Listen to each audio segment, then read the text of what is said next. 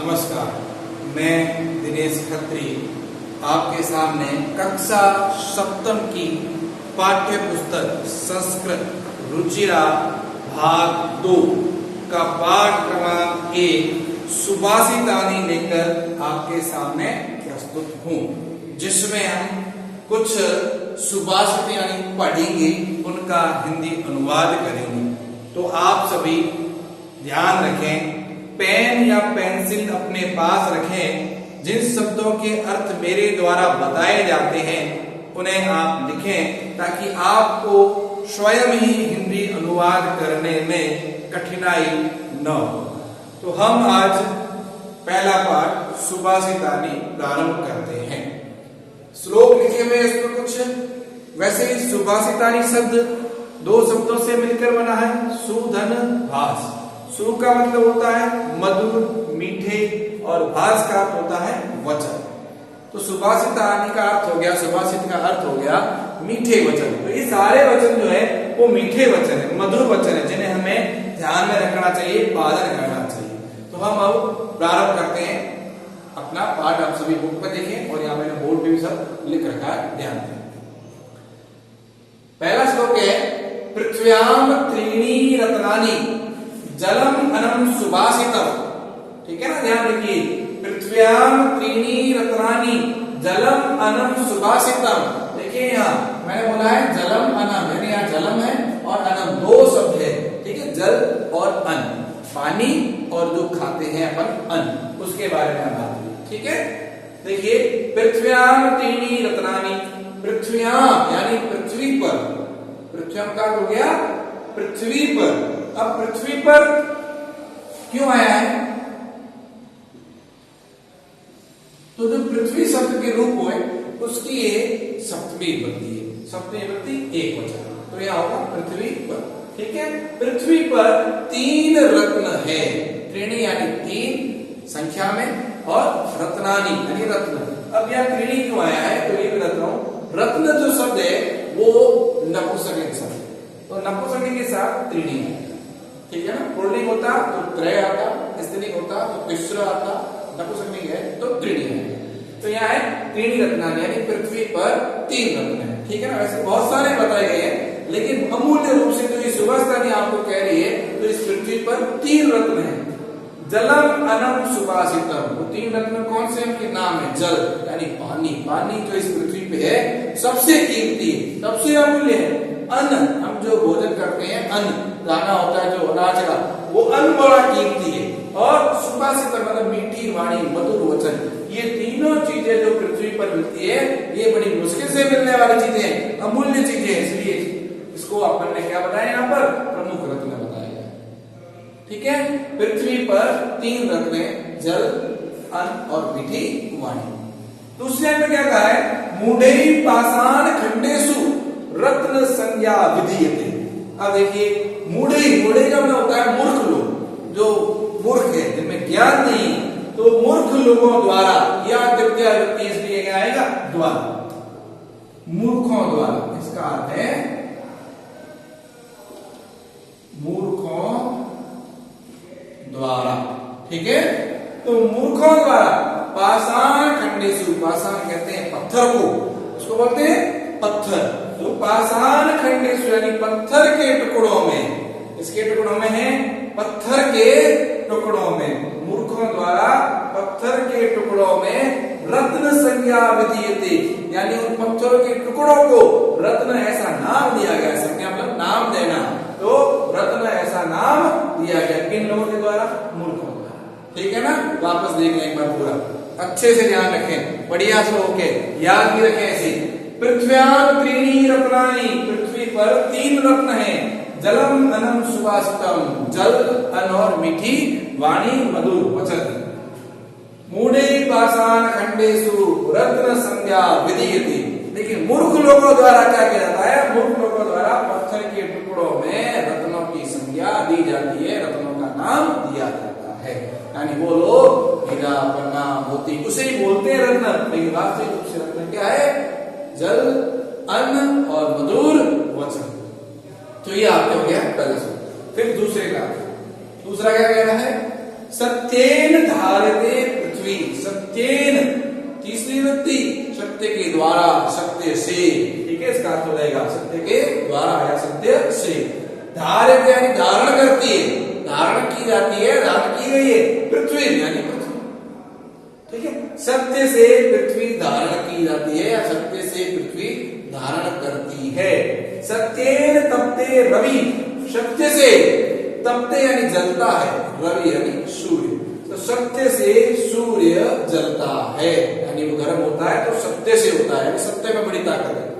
सत्येन वाति वायुश्च, सत्य यानी सत्य से, वाति यानी बहती है, वाति यानी बहती है, वायुश्च और वायु, देखो वायुश्च का मैंने यहाँ संधि विच्छेद भी कर रखा है, वायु धन उच्च, तो जब विसर्ग के बाद च आ गया तो विसर्ग के स्थान पे स बन जाता है, ठीक है ना, विसर्ग का सत्व है, तो वायुश्च और वायु सत्य से बहती है।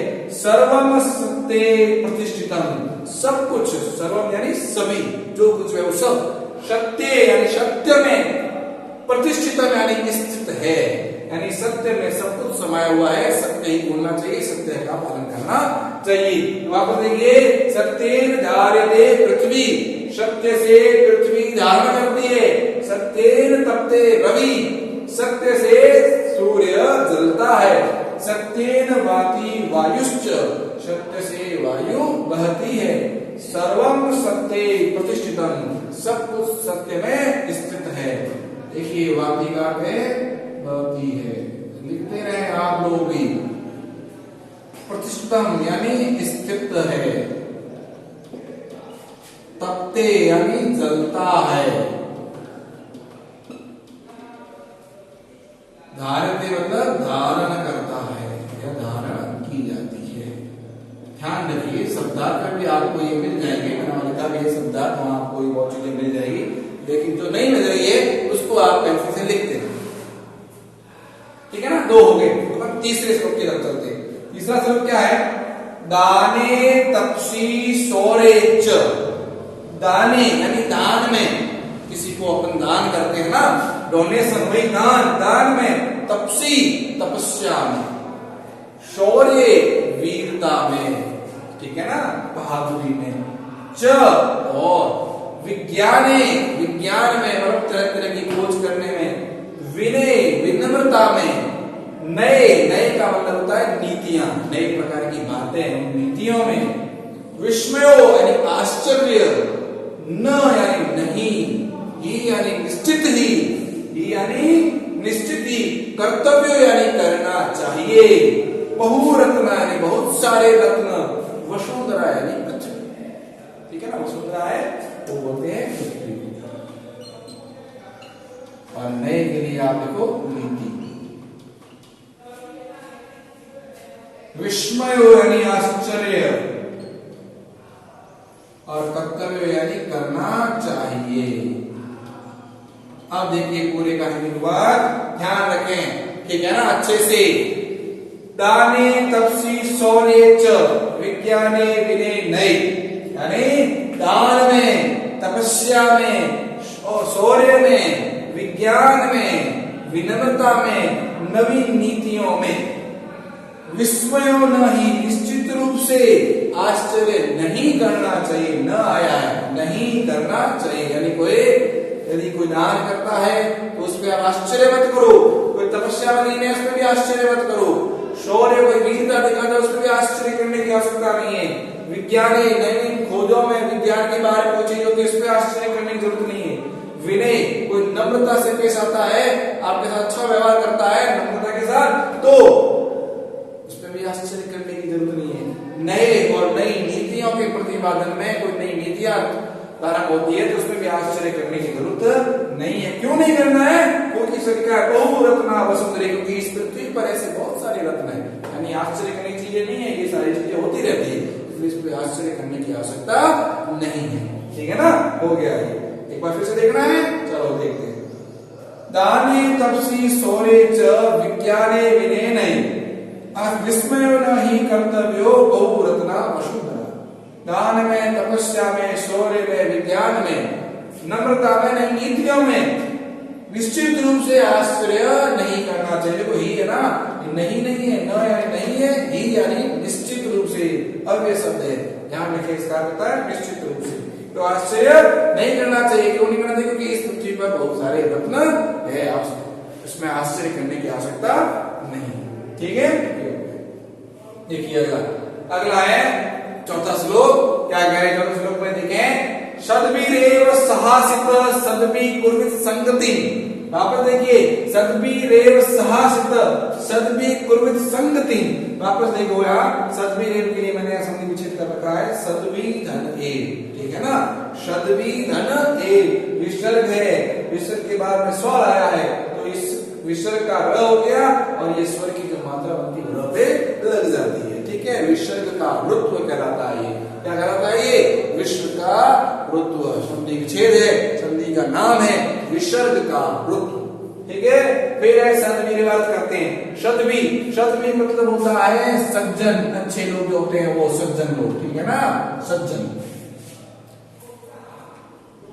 सहासित, सहासित का होता है रहना चाहिए, बैठना चाहिए।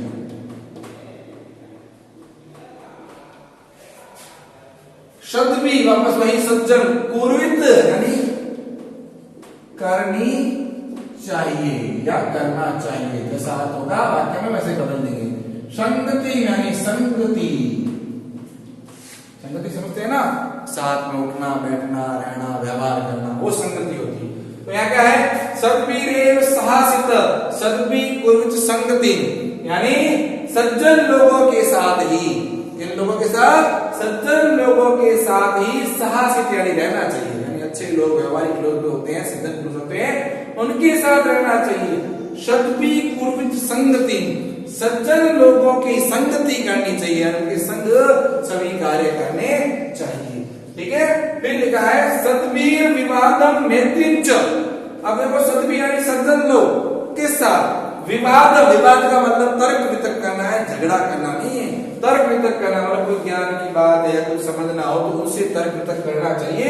मैत्रींच, और मित्रता भी है वो सज्जन लोगों के साथ करनी चाहिए। यानी इसमें सज्जन लोगों के बारे में बात की है कि सज्जन लोगों के साथ ही रहना चाहिए, सज्जन लोगों की संगति करनी चाहिए, सज्जन लोगों के साथ मित्रता और तर्क वितर्क करना चाहिए। न असद्भि किंचित चरेत, ये देखो यहाँ संधि मैंने कर रखा है, देख लीजिए, न सद्भि का है न धन असद्भि, और किंचिदाचरित का किंचित धन आचरेत। ठीक है, संधि कर रखी है। और देख लीजिए, न का अर्थ है नहीं, असद्भि, सद्भि का मतलब सज्जन, तो असद्भि का अर्थ हो गया दुर्जन, बुरे लोग। ठीक है, अब देखिए किंचित का मतलब कोई, किंचित का अर्थ क्या हो जाएगा? कोई। आचरण यानी आचरण करना चाहिए। अब देखिए, तो यहां क्या हो गया कि सज्जन लोगों के साथ रहना चाहिए, सज्जन लोगों की संगति करनी चाहिए, सज्जन लोगों से मित्रता और तर्क वितर्क करना चाहिए, दुर्जन लोगों के साथ कोई आचरण नहीं करना चाहिए। यानी दुर्जन के साथ न व्यवहार रखना है, न बात करनी है, न बैठना, हमेशा किसके साथ रहना है? सज्जन लोगों के साथ। ये इसका भाव है। ठीक है, अगला देखिए पांचवा, एक बार फिर से देख लेते हैं। सज्जन लोगों के साथ ही रहना चाहिए, सज्जन लोगों के साथ ही संगति करनी चाहिए, सज्जन लोगों के साथ ही मित्रता और तर्क वितर्क करना चाहिए, दुर्जन लोगों के साथ कोई व्यवहार नहीं करना चाहिए, कोई आचरण नहीं करना चाहिए। ठीक है, धन्य धान्य प्रयोगेषु विद्याया संग्रहेषु च। धन धान्य प्रयोग यानी धन धान्य के प्रयोग में, धन और धान्य के प्रयोग में, विद्याया संग्रहेषु और विद्या का संग्रह करने में, इकट्ठा करने में, उसे प्राप्त करने में, आहार यानी भोजन करने में, व्यवहार यानी दूसरे के साथ व्यवहार करने में, त्यक्त लज्ज, त्यक्त यानी छोड़ो, लज्ज यानी लज्जा शर्म। ठीक है ना, लज्ज का अर्थ क्या हो जाएगा? लज्जा शर्म संकोच।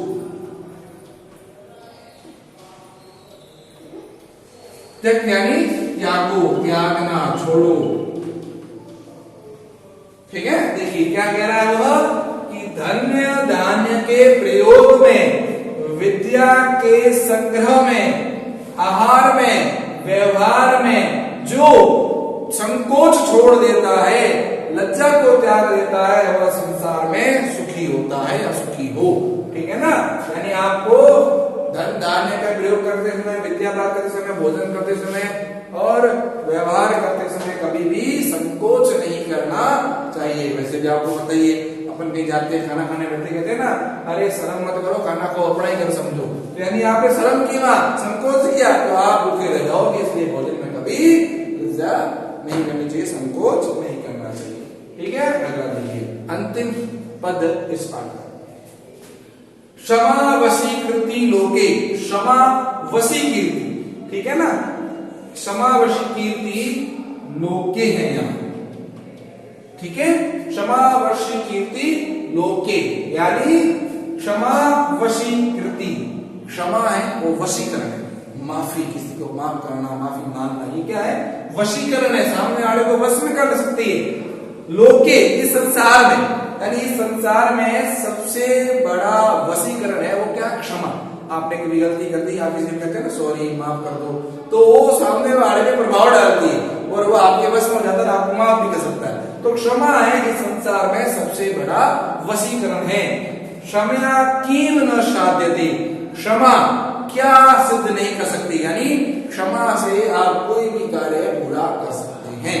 ठीक है, शांति खड़ग करे यस्य कीम कर्षति दुर्जन, उदाहरण दिया है, शांति खड़ग करे, यानी शांति रूपी तलवार, खड़ग का मतलब होता है तलवार,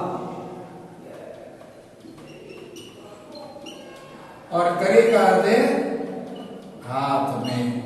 ठीक है, तो देखिए जिसके हाथ में शांति रूपी खड़ग है, तलवार है, कीम कर्षति दुर्जन उसका कुछ नहीं कर सकता। दुर्जन क्या करेगा, कुछ नहीं कर सकता, तो माफी मांगता है पहले से, कोई इसका क्या बिगाड़ेगा।